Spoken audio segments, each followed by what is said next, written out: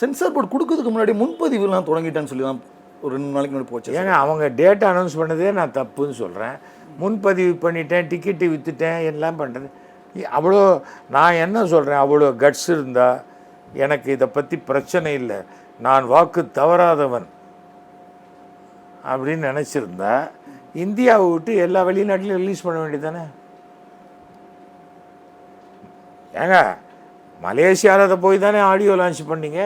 Audio லான்ச்சுக்கே 80,000 பேர் வந்தாங்கன்னா மலேசியாவில் ஓடி இந்த படத்தை எடுத்துக்கோங்க, அமெரிக்காவில் ஓட்டி எடுத்துக்கோங்க, ஆப்பிரிக்கா, சவுத் ஆஃப்ரிக்கா, எல்லா இடத்துலையும். தமிழ் படம் சார், கடைசி படம் ரசிகர்கள். ஏங்க விஜய்க்கு தான் உலகம் முழுக்க ரசிகர்கள் இருக்காங்க.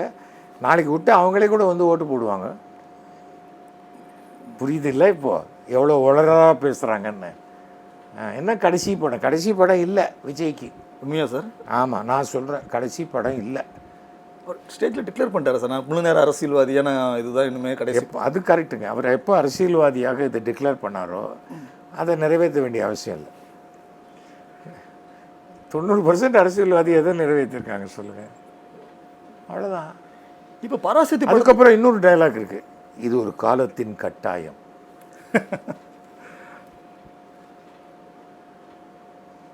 பிஎம்கே எடுத்துக்காங்க, திமுகவோடையும் கூட்டணி போவாங்க, அதிமுகவோடையும் கூட்டணி போவாங்க. கேட்டால் பையன் அதிமுகவோட போவான், அப்பா திமுகவோட போவார். சரியா போச்சு. இப்போ ஆல்ரெடி அதிமுக கூட சேர்ந்து, அதுதான் சொல்கிறேன், பையன் அன்புமணி, அப்பா டிஎம்கேட போயிடுவார். அப்படியா சார்? ஏன் போகக்கூடாதா? இல்லை சார், அது அவர் தானே ஒரிஜினல்ங்கிறாரு. கட்சி அன்புமணிட்டு தானே சார் இருக்குது. அது நீங்கள் நீங்கள் எலெக்ஷன் கமிஷனரா? இல்லை சார், நீங்கள் ஏன் பேசுகிறீங்க? எலெக்ஷன் கமிஷனர் சொல்லணும்.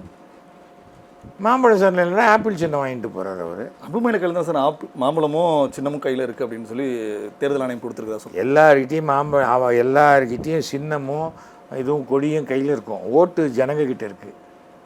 அது புரியாது. புரியுது சார். ஓட்டு போட வேண்டியது யார்? சின்ன கையில் இருக்கிறவங்களே ஓட்டு போடலாமா?